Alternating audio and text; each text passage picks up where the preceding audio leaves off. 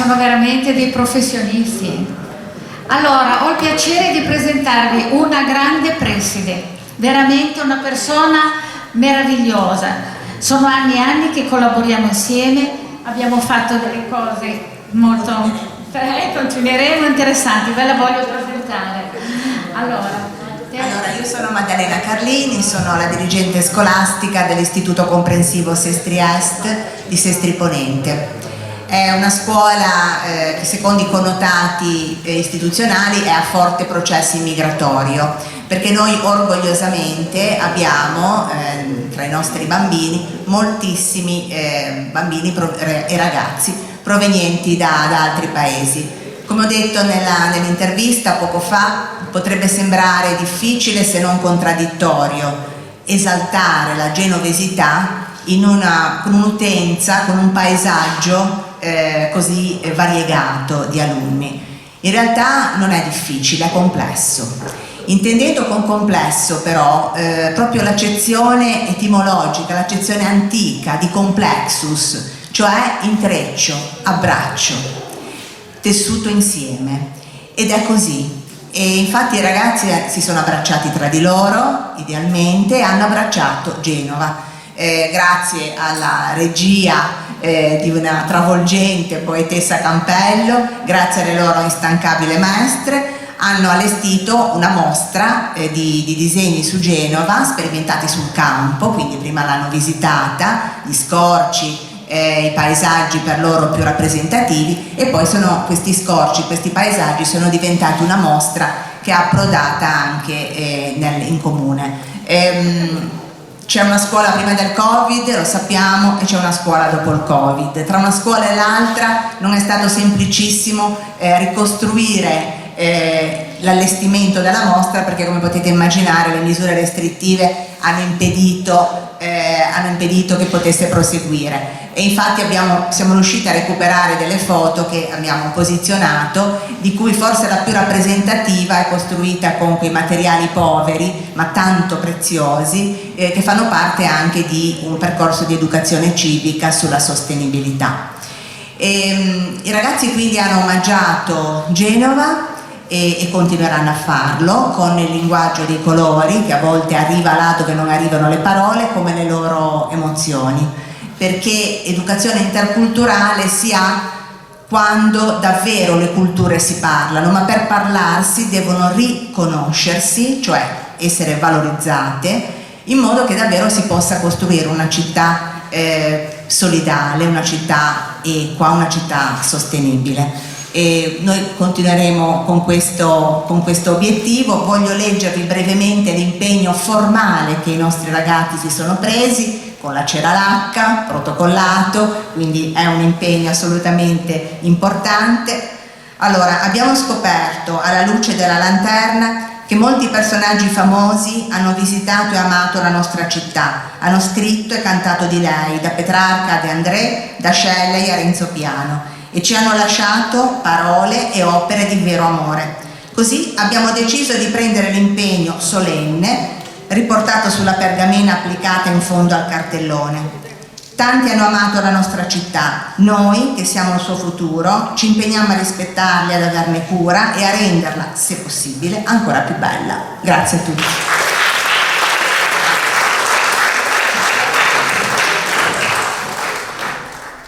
Una giornata importante, forse magari abbiamo usato questo termine in più di un'occasione, ma non lo usiamo sicuramente a sproposito, ma con i giovanissimi al centro. Chi si muove appunto nell'ambito educativo come lei, come voi, hanno delle responsabilità ma anche delle soddisfazioni che arrivano a una giornata come questa. Sì, noi siamo una scuola, siamo una comunità educante, e l'istituto viene connotato a forte processo immigratorio perché abbiamo con orgoglio una significativa componente multiculturale. Potrebbe sembrare difficile approfondire la genovesità, la cultura genovese in un contesto così colorato. In realtà non è difficile, è complesso, intendendo complesso, questo aggettivo nel senso proprio etimologico di complexus, cioè di intreccio, di abbraccio, perché è proprio così. I nostri bambini hanno imparato ad abbracciarsi tra di loro e ad abbracciare Genova, di cui si sono innamorati, al punto di voler omaggiarla con una mostra di disegni sotto la regia dell'instancabile e travolgente poetessa Campello e delle loro meravigliose maestre, e hanno preparato questa mostra che è un omaggio alla loro città, sia i bambini che ci sono nati sia i bambini che vi sono arrivati. Ecco, in un contesto come questo ricordiamo il Museo Galato, che è anche un museo della migrazione, dell'immigrazione, ma soprattutto della nostra emigrazione, insomma di storie importanti, di storie raccontate, quindi insomma anche questo approccio che voi avete voluto dare a questa giornata assume un valore ancora più significativo e importante. Sì, per me essere qui vuol dire, significa il coronamento di un percorso, ma non è il traguardo finale, perché torneremo a lavorare su questo tema. Perché ci sia intercultura è necessario conoscere le culture e riconoscerle nel dialogo, e quindi a partire dallo sfondo meraviglioso della città in cui proiettano la loro storia personale in vista della costruzione di un progetto di vita, è importante che questi bambini conoscano la loro città. Abbiamo il piacere di avere il rettore Rizzi, così ci parlerà un momento delle Immacolatine. Io cedo la parola. Buonasera a tutti. Innanzitutto volevo ringraziare Anna Maria e l'Entel per essermi stato invitato, e porto i saluti della madre generale, la nostra madre generale, che è Madre Cecilia, che è un'argentina. Voi sapete che le Immacolatine nascono a Genova dalla figura di Don Agostino Roscelli, Sant'Agostino Roscelli, però sono diffuse in tutto il mondo. Abbiamo i 3 poli genovesi che fanno circa 996 studenti e 70 docenti circa, ma abbiamo scuole in Canada, scuole in Argentina e scuole in Cile. Non è un caso del rapporto tra Genova, l'Argentina e il Cile, non è casuale. Allora, ma noi stiamo lavorando molto sulla sfida educativa. Ci stiamo accorgendo che c'è un cambiamento d'epoca, uno scenario completamente diverso. Quando sento un genitore che dice ai miei tempi, finiamola di parlare ai miei tempi. Lo scenario non è più quello di prima. Finiamola. Io lo dico sempre ai genitori, guarda, si fermi quando fai quello. Ma ai miei tempi era diverso, l'adolescenza è tutto un'altra cosa. Siamo di fronte a una situazione molto complessa. E abbiamo messo al centro queste 2 parole, educare insegnando. Educare insegnando. Cosa significa questo concretamente? Significa che io, cioè il docente, sta lavorando per toccare il cuore del ragazzo attraverso la disciplina, attraverso la matematica, attraverso la letteratura, attraverso la poesia, attraverso la tecnologia, questo dall'infanzia fino al liceo. Perché ci siamo accorti che se no la scuola è una ripetizione noiosa senza un perché. E quindi avremo anche dei bravissimi ragazzi con 100, ma non hanno il significato, dare le ragioni per cui si fanno le cose, il senso di cui si fanno le cose. Prima si parlava di un patrimonio, e il grosso patrimonio è non solo quello del ragazzo, ma quello di trovare delle figure autorevoli che possono dare un senso e un significato alla loro vita. E loro inconsciamente non lo diranno mai, ma cercano questo. Abbiamo qua una platea di genitori, di nonni, cercano questo, non lo diranno mai, ma vogliono, e se trovano qualcuno, non dei discorsi, qualcuno, non dei discorsi, allora si muovono. E allora cosa stiamo lavorando noi? Stiamo lavorando da trasformare la figura del docente nella figura del maestro, del magister, del maestro. Chi era il maestro? tutti noi abbiamo incontrato dei maestri, ma non quello di scuola elementare, i maestri. E sono stati quelli i punti decisivi della nostra vita, attraverso un incontro. Pensate alla vostra vita. È stato questo il momento decisivo. Avere dei docenti che si trasformano in maestri, cioè in educatori, perché siamo arrivati alla convinzione sempre di più con il nostro corpo docente, con i ragazzi che abbiamo su Genova, che i ragazzi non si muovono attraverso dei discorsi, ma si muovono attraverso delle presenze, perché il sapere, ci siamo accorti che il sapere si trasmette per fascino, per attrazione, per fascino, per attrazione, non imbuto, ripetizione monotona, non funziona più. Questo ci siamo accorti. Allora stiamo cambiando la nostra formazione. Questo è il nostro desiderio che noi vogliamo fare con i ragazzi sia della realtà genovese, ma anche con tutto il polo internazionale con cui abbiamo a che fare, con i canadesi, gli argentini, i cileni, ma su questo aspetto. E chiedo anche a tutti voi, in qualsiasi ruolo, età, siete tutti educatori, abbiamo tutti questa responsabilità, non delegate alla scuola le cose, siete in campo con i vostri nipoti, con i vostri figli, in ogni momento. Cioè Don Agostino diceva, il fondatore delle suore delle Immacolatine, a incontrare lui dove egli è, non dove tu proietti che vuoi che sia, non dove tu proietti, perché noi inconsciamente proiettiamo sui nostri nipoti e sui nostri figli le nostre esigenze e i nostri desideri. Allora ecco, le scuole delle Immacolatine a Genova hanno questo compito, si stanno dando questo compito: educare il ragazzo attraverso lo studio serio, duro, delle discipline, ma affascinando e non per ripetizione. Solo così il ragazzo si muove e la scuola diventa un luogo affascinante e vero. Grazie a voi.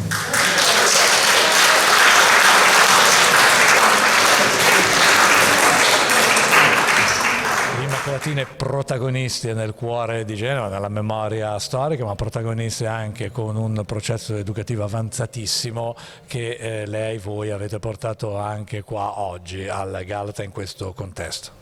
Sì, la sfida educativa è importante in un cambiamento d'epoca ed è quella di educare insegnando, cioè di attraverso la didattica, attraverso le discipline toccare il cuore del ragazzo, perché abbiamo compreso che solo così, affascinando, il sapere può essere trasmesso, e quindi non più docenti che chiedono la ripetizione della lezione o la ripetizione dei saperi.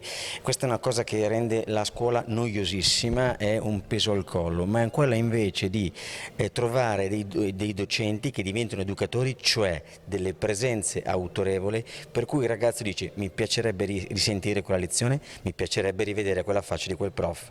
Allora in quel momento c'è stato proprio il momento educativo per eccellenza, dove il sapere non è qualcosa astratto, ma tocca la vita dello studente. E tocca anche il rapporto dei giovani con la loro città, perché poi insomma è stato anche questo uno dei temi di questo appuntamento, no? Genova, con le sue luci, con le sue ombre, ma che però insomma suscita sempre tanto amore. Genova è una città che ha una sfida unica, perché è una città dell'incontro di diverse tradizioni, di diverse situazioni. Le Immacolatine sono presenti nella città con i suoi 3 poli scolastici, nelle diverse zone della città, ma soprattutto quello che è affascinante di questa città è quello di saper tenere insieme le diverse situazioni, i diversi contesti, un territorio complesso ma nello stesso tempo che aiuta all'incontro con l'altro, perché poi le persone cambiano attraverso gli incontri, non attraverso i discorsi.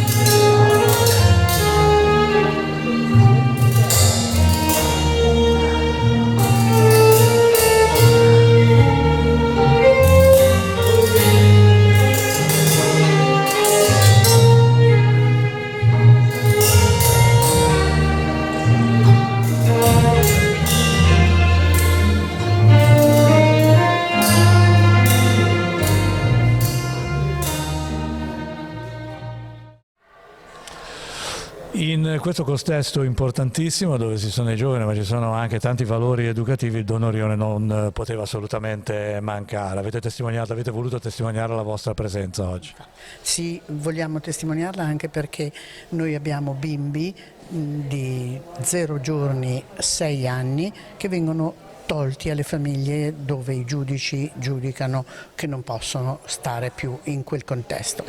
Noi abbiamo avuto un grossissimo aiuto dall'Anna Maria Campello, abbiamo cercato di portare avanti perché noi riceviamo solo 8 bimbi perché non abbiamo una struttura sufficiente. Stiamo allargando la struttura e cerchiamo di portarla avanti con l'aiuto dei genovesi in tutte le loro manifestazioni e siamo qui a dire grazie soprattutto a questi enti che danno una mano a noi per portare avanti dei bambini più sfortunati. Adesso l'onore di avere l'ambasciatore del mondo Angelo Martinengo. È geniale, siamo nel Museo del Mare e lui ci parlerà di mare e logicamente di containers. Adesso vedrete una cosa molto importante, ve ne parlerà lui. Buonasera a tutti. Tra terra e mare c'è anche una flotta di 40 milioni di container che circolano per il mondo. Ringrazio la collega e poetessa Anna Maria Campello, ambasciatrice di Genova nel mondo, per il gradito invito.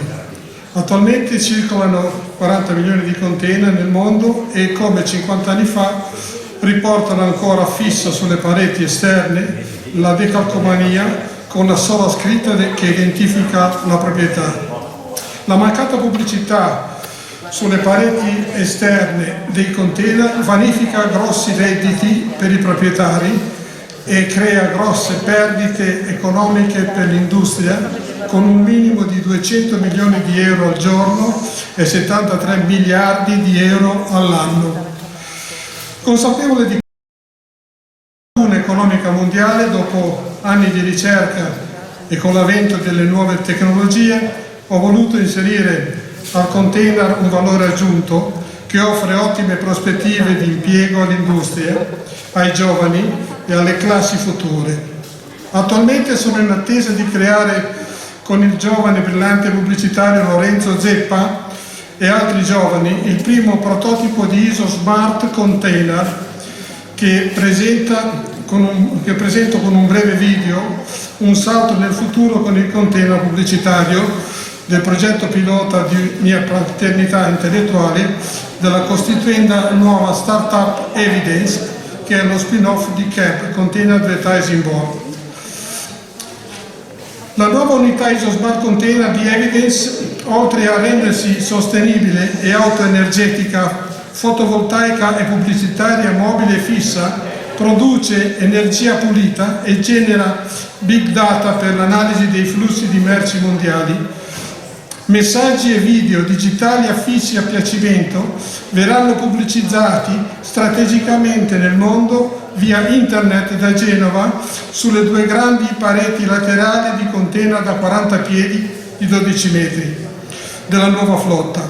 Evidence mira ad attirare più investors, a creare più servizi per associati e ad offrire in generale più importanti supporti a player elettrici e ai vari pubblici per migliorare l'immagine nel mondo di Genova, della Liguria e del Made in Italy con i suoi servizi e prodotti autoctoni. Buona visione e buon vento a tutti, grazie. Il video può andare. Le rivoluzioni sono processi lunghi e complessi, ma sono sempre innescate da piccoli ma significativi cambiamenti. Il mondo di oggi evolve, muta e si trasforma con una velocità mai vista in precedenza. Il cambiamento può essere rischio od opportunità, instabilità o ricerca di nuovi assetti. Evidence è cambiamento, Evidence è rivoluzione, Evidence è il primo passo per innovare il mondo della logistica e dell'advertising proponendo lo Smart Container ISO. Dall'intuizione di Angelo Martinengo e Giorgio Perrino, che da decenni proponevano di utilizzare i container come vettori pubblicitari, Si è arrivati, grazie all'apporto di Lorenzo Zeppa, alla nuova proposta dello Smart Container ISO. L'intuizione è quella di trasformare la struttura del container marittimo tradizionale mantenendo gli standard ISO. Le grandi pareti laterali saranno riviste e implementate con sottilissimi schermi OLED, portati da un pannello trasparente antisfondamento trattato con del gel di silicio amorfo, per rendere la superficie fotovoltaica. Il nuovo Smart Container potrà viaggiare per il mondo e riprodurre messaggi pubblicitari digitali, offrendo una visibilità unica e un nuovo strumento di promozione per i clienti inserzionisti. La nostra piattaforma Evidence Display offrirà ai clienti la possibilità di acquistare visibilità con la stessa facilità di accesso di Facebook, mostrando le inserzioni in luoghi non convenzionali con modalità mai realizzate in precedenza. Ma il modulo che abbiamo progettato non è solo questo. L'autonomia energetica che abbiamo creato ci dà la possibilità di inserire una nuova tecnologia nel container attraverso il GPS, con sensori di temperatura e umidità, microcamere per il controllo del carico e degli esterni, oltre alla possibilità di sigillare le porte con una serratura elettronica, in grado di aprirsi manualmente solo con il codice segreto o da remoto, così da minimizzare furti e manomissioni.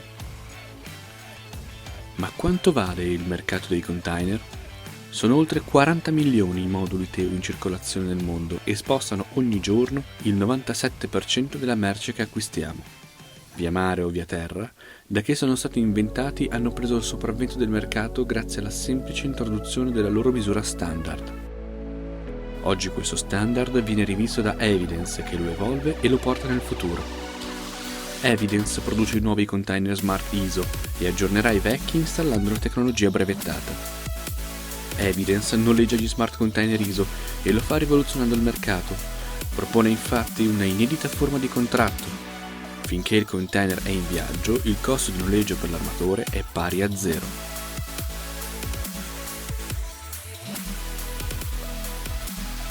Evidence Display è la piattaforma digitale online che vende e gestisce gli spazi pubblicitari, consentendo agli inserzionisti di costruire e controllare le proprie campagne pubblicitarie nel mondo.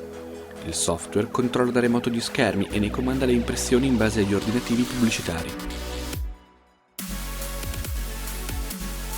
Evidence inoltre propone l'assicurazione specializzata per proteggere gli Smart Container ISO, così da tutelare al meglio il cliente nell'affitto e nella copertura di eventuali danni. Infine, Evidence Analysis è il software specializzato nell'analisi dei dati raccolti dai container in giro per il mondo, che registra ogni evoluzione nella blockchain. Queste informazioni saranno rese disponibili per i clienti che potranno così monitorare in tempo reale le proprie spedizioni e conoscere al meglio i propri flussi per poter compiere le migliori scelte per il proprio business. I dati in nostro possesso sono davvero incoraggianti e prevedono una progressione di fatturato davvero significativa, per non parlare delle possibili evoluzioni che Evidence promette. La tecnologia che abbiamo sviluppato potrà essere impiegata per i manifesti pubblicitari analogici in giro per il mondo, trasformandoli in digitale. I servizi assicurativi potranno assicurare non solo gli Smart Container ISO, ma anche la merce trasportata e le navi. La nostra tecnologia potrà interagire con i mezzi di movimentazione di container in banchina, totalmente robotizzati ed autonomi, oltre a fornire le basi per lo sviluppo di un sistema di intelligenza artificiale per prevedere il migliore carico di una nave o la disposizione dei container in banchina, per massimizzare la velocità di spostamento delle unità. Infine, le numerose informazioni conservate nella blockchain di Analysis saranno uno degli strumenti importantissimi per gli analisti finanziari e trader, che dai dati di flussi di merci potranno trarre previsioni sui future e sulle materie prime. Ma il futuro sarà sempre più smart e green. Il nostro container smart produce più energia di quella che consuma e le batterie interne consentono uno stoccaggio energetico per poter funzionare anche di notte, senza compromettere la capacità di carico. Quando i container sono in navigazione o fermi in un polo logistico, gli schermi non sono attivi, ma viene ugualmente prodotta energia. Ogni Smart Container ISO può generare circa 2 kWh, potendo così facilmente disporre di una piccola centrale fotovoltaica, che in futuro potrà rivendere l'energia alla nave, alla banchina o alla rete pubblica, massimizzando i guadagni e generando ulteriore valore aggiunto salvando l'ambiente.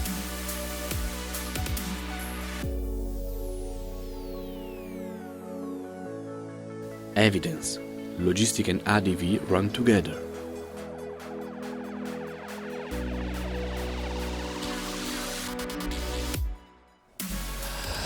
In un contesto importante dove si sono miscelati tanti argomenti, ma dove l'elemento dei valori umani, no, dell'aggregazione è emerso prepotente, la consulta non poteva assolutamente mancare.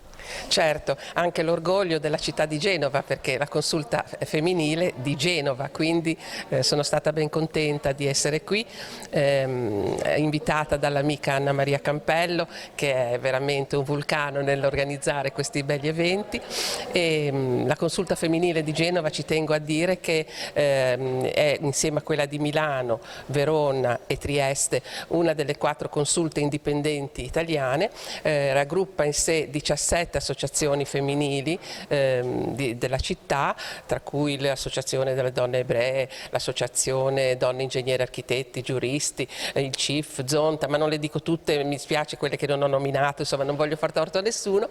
E sono venuta anche perché io, essendo stata presidente prima dell'Associazione Italiana Donne Medico, sono un medico, quindi ero contenta anche di vedere tra i premiati il professor Rubino, che è un medico e un amico, e poi sono stata veramente felice di vedere gli interventi di tutti, di vedere anche i bambini, il rapporto con le scuole, che è molto importante. Tutto qui. Siamo la compagnia della piccola ecologia, vogliamo un mondo bello, coi colori dell'acquerello, siamo verdi, siamo azzurri, siamo rossi, siamo gialli, i colori di un mondo bello, che più bello faremo noi. Vogliamo pulire il cielo per la rondine volo, vogliamo pulire il mare perché il pesce può nuotare, vogliamo pulire il prato per il fiore appena nato, vogliamo pulire il bosco per la lepre che sarà al fresco. Noi siamo la compagnia della piccola ecologia, vogliamo un mondo bello coi colori dell'acquerello, siamo verdi, siamo azzurri, siamo rossi, siamo gialli, i colori di un mondo bello, che più bello faremo noi. Vogliamo pulire il prato perché il grano sia tanto, vogliamo pulire il prato per andare insieme a spasso, vogliamo pulire le strade, le città e le contrade, vogliamo pulire le case e piantare tante rose. Noi siamo la compagnia della piccola ecologia, vogliamo un mondo bello coi colori dell'acquerello, siamo verdi, siamo azzurri, siamo rossi, siamo gialli, i colori di un mondo bello, che più bello faremo noi.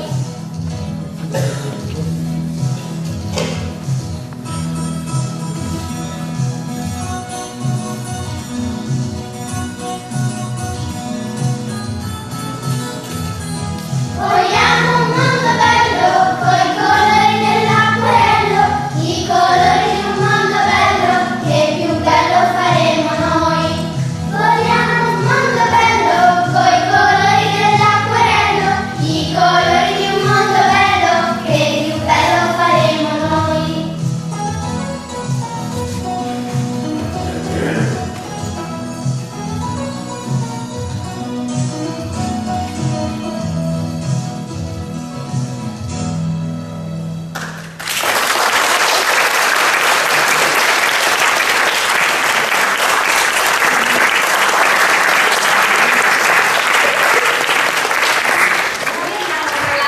Piacere di avere una campionessa, abbiamo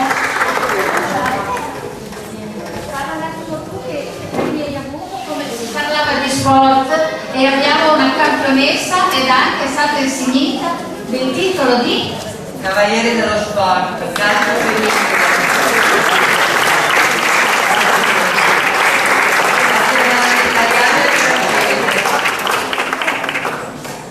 Faccio parte del gruppo storico di Voltri e portiamo avanti questa funzione.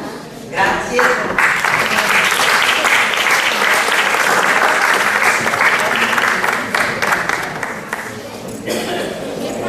Buonasera a tutti, vi ringrazio di averci invitato.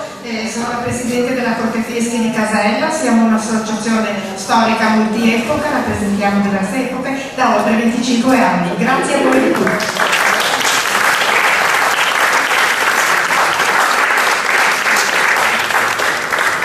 Allora, nel frattempo puoi andare in mezzo al gruppo storico. State lì che abbiamo qua il grande Massimo Zucchero che brevemente ci dirà qualcosa dell'UNESCO.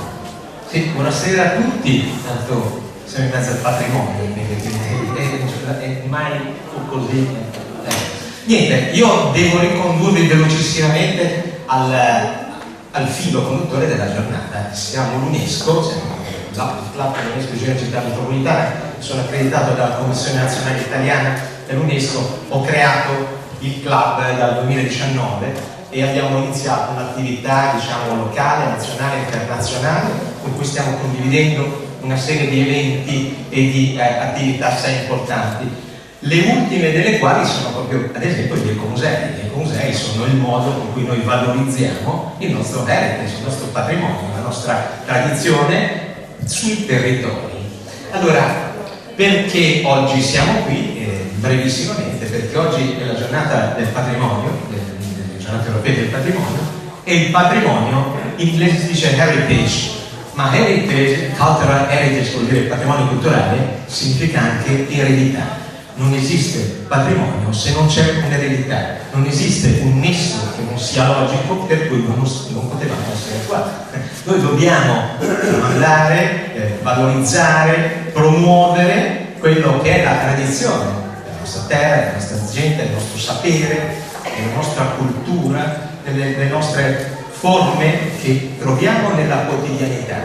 Ma quello che chiede l'UNESCO non è tanto quello di raccontarlo, ma di tramandarlo, perché attraverso l'opportunità di avere una serie, tante diciamo così, opzioni di patrimonio, in questo si gioca il futuro, la sostenibilità e anche la nostra esistenza, perché non è soltanto quella fisica, ma anche quella culturale. Non è soltanto quella culturale, ma anche quella fisica. In questo si gioca.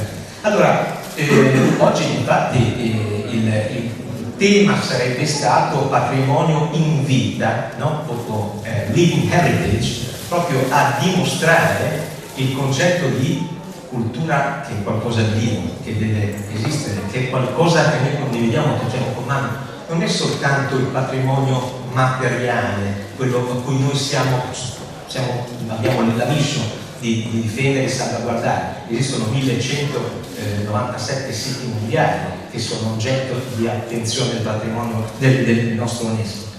Esistono 677 indicazioni di cultural heritage, no? Di patrimonio immateriale. 16 sono italiane. Dal 2008 abbiamo questa tendenza che ha portato la prima iscrizione di un patrimonio immateriale, che è quello dei tutti siciliani, per arrivare al 2021 e 2022 con la calatura delle tecniche del tartufo fino ai cavalli veneziani, che sono le ultime cose che abbiamo ascritto al patrimonio mondiale. Perché dico questo? Perché in questo lavoro l'UNESCO vuole, come dire, continuare un percorso che in realtà è iniziato molto tardi. Se la valorizzazione materiale è iniziata negli anni 70, la valorizzazione immateriale è iniziata solo nel 2003, quando c'è stata la dichiarazione della Cultural Heritage a Parigi. In questa dichiarazione le nazioni di allora hanno sottoscritto questo impegno. Questo è un impegno, non è un gioco per eruditi, è un impegno ad essere attivi, coscienti, soggetti attivi che devono avere un ruolo per la società moderna. L'UNESCO dice think global, act local, cioè pensa in maniera globale ma agisci in maniera locale. Noi dobbiamo essere degli strumenti, noi siamo i soggetti di un cambiamento. E la parola cardine di questo cambiamento è consapevolezza, di awareness. Se non c'è la consapevolezza, nessuno di noi potrà essere uno strumento per cambiare un po' il mondo. E quindi l'idea, la nostra mission è quella di preservare, salvaguardare, ma soprattutto comunicare a tutti quanti questi concetti alle scuole, alle istituzioni, alle università con cui lavoriamo, di cui io faccio anche parte come distinct professor in tante università internazionali. L'idea è iniziare a ragionare local e iniziare global e agire local. Questo è il mio messaggio e penso di non voler soffrare altro, ma vi ringrazio di cuore per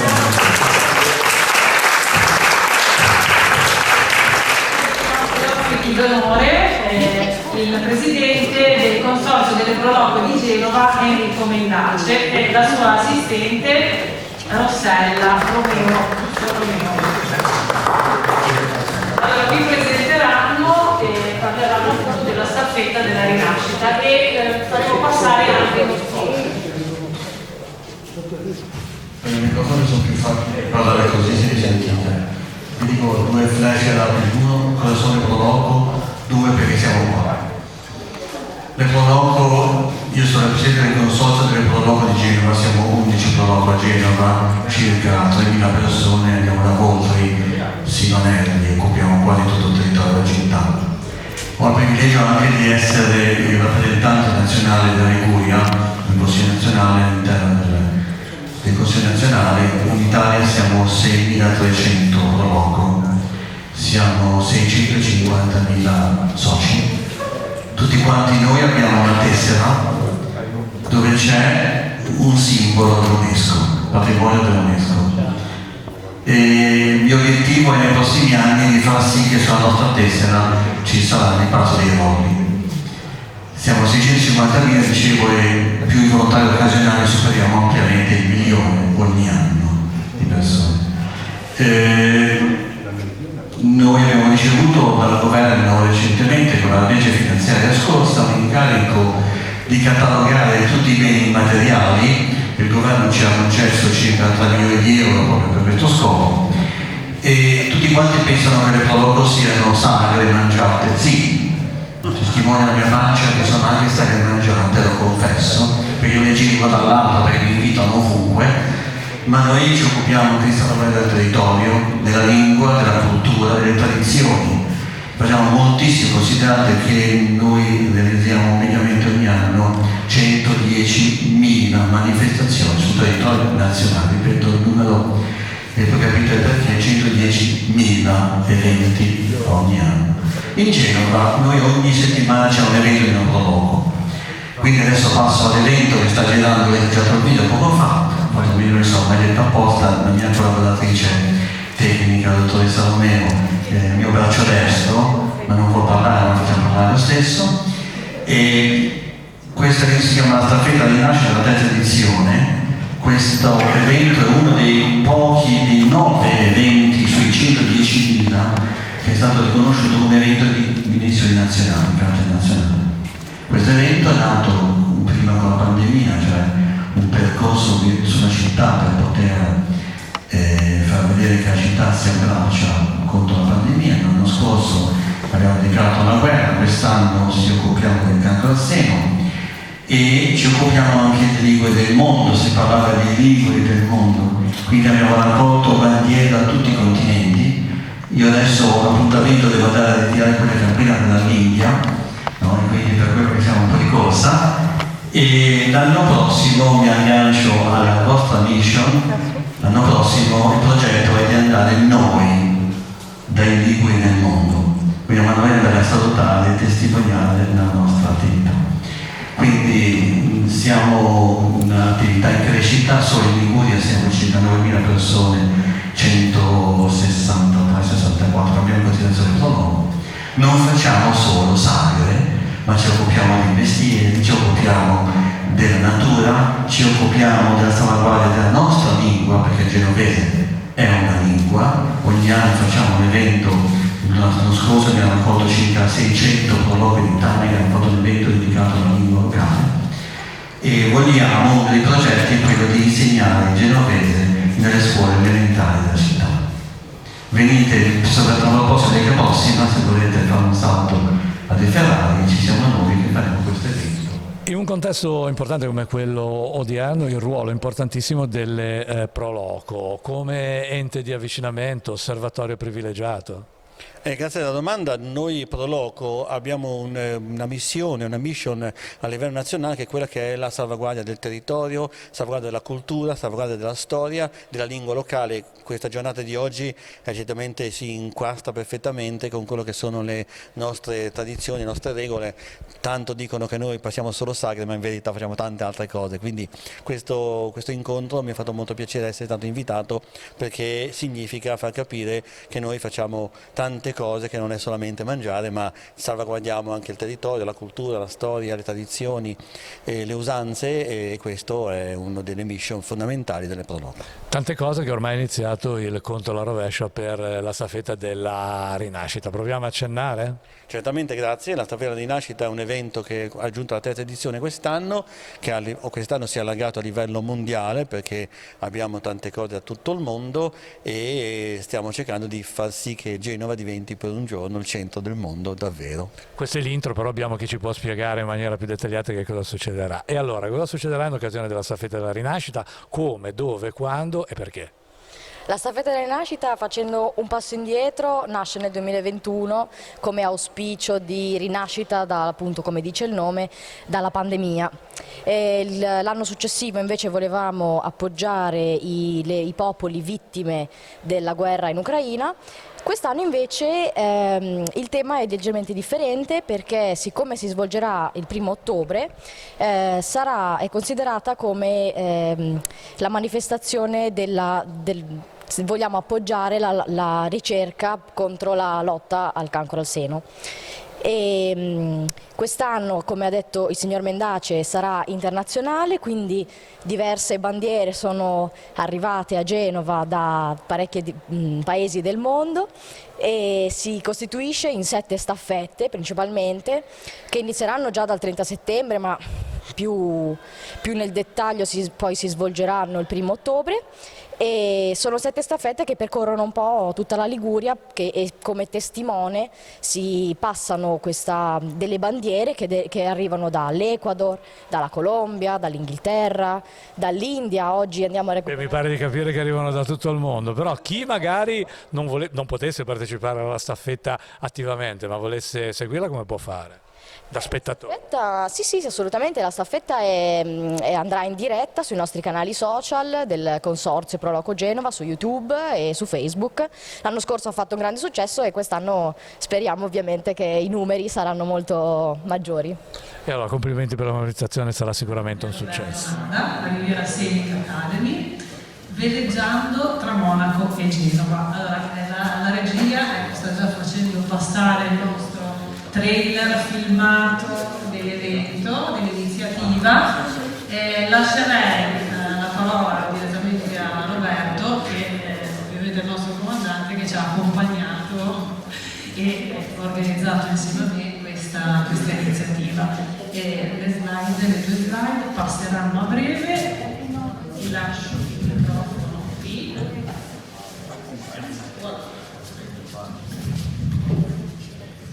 Buonasera a tutte e tutti, anche per me è un onore essere qui questa sera. Inizio con una confessione, perché anch'io, come aveva detto il professor Rubino, sono un immigrato, sono un foresto, però posso rassicurarvi, penso di avere diritto a stare su questo palco, perché c'è una buona quantità di acqua salata che scorre anche nelle mie vene. Perché io sono un velista, sono direttore di un centro di vela d'altura a Sestri Ponente, Riviera Scenic Academy, e grazie a questo mestiere ho avuto la fortuna, l'onore di poter navigare tanto, di poter navigare soprattutto su tante rotte che sono quelle rotte storiche che hanno unito negli secoli Genova con tutte le grandi città marinare del Mediterraneo. Negli ultimi anni sono stato da Genova, sono andato a Malta, sono andato a Trapani, a Cagliari, a Marsiglia, a Monaco.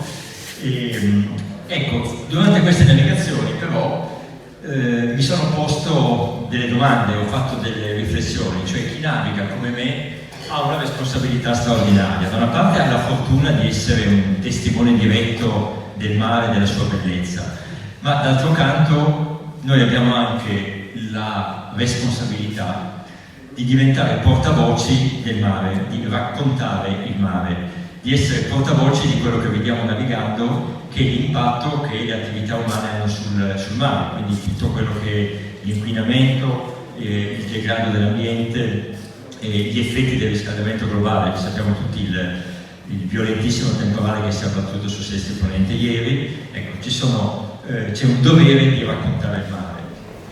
Questa testimonianza si è sviluppata negli anni con dei progetti scientifici di conoscenza e di divulgazione. Per esempio il prossimo venerdì e sabato avrò la fortuna di poter incontrare centinaia di ragazzi delle scuole di Genova per raccontare loro quello che noi facciamo quando siamo in barca per raccogliere tanti detriti marini, le plastiche, i rifiuti che incontriamo in mare e che ovviamente in mare non lasciamo, ma ci riportiamo a casa. Ma di questi progetti, quello di cui sono particolarmente orgoglioso, e devo ringraziare la straordinaria Cristina per aver permesso che questo progetto si realizzasse, è stato il progetto da Genova a Monaco di monitoraggio, di mappatura dei fondali della costa ligure. È un progetto che è nato sotto l'auspici della International Hydrographic Organization, quindi l'organizzazione che raccoglie tutti gli istituti idrografici, tra cui quello della Marina Militare qui a Genova, e ha l'obiettivo di andare a mappare meglio i fondali marini. Noi ci stiamo occupando di raccogliere dei dati, di mappare i fondali della costa ligure, perché il fondale cosa fa? Davanti a Genova il mare rimane sostanzialmente poco profondo, come fosse una grande pianura che va avanti per qualche chilometro, e poi c'è un canyon, c'è una scarpata continentale si chiama, che poi porta il fondale marino a scendere a migliaia di metri di profondità. Ecco, soprattutto queste zone, diciamo, vicine alla scarpata continentale sono quelle più ricche di specie marine, dove i cetacei vanno a cercare il plankton, quindi sono delle zone di grandissimo interesse biologico. E riuscire a conoscere meglio, proprio come mappatura tridimensionale, come sono fatti questi nostri fondali, è un progetto di grandissimo interesse. E per questo motivo abbiamo installato questo apparecchio che è stato sviluppato con l'Istituto Idrografico Internazionale, e ci ha permesso di andare da Genova a Monaco, dove è stata iniziata questa collaborazione, e qui vediamo la rotta che abbiamo fatto. Siamo arrivati a Monaco e siamo tornati indietro, cominciando a raccogliere questi dati. Questo è per me qual è l'obiettivo di questo progetto e di tutti gli altri. È quello di non dimenticarci mai l'importanza della divulgazione, cioè raccogliere dei dati e raccontarli, soprattutto alle nuove generazioni, è qualcosa che dobbiamo assolutamente continuare a fare, per continuare a raccontare il mare e per continuare soprattutto a raccontare la storia e quello che oggi è il mare di Genova. Grazie a tutti.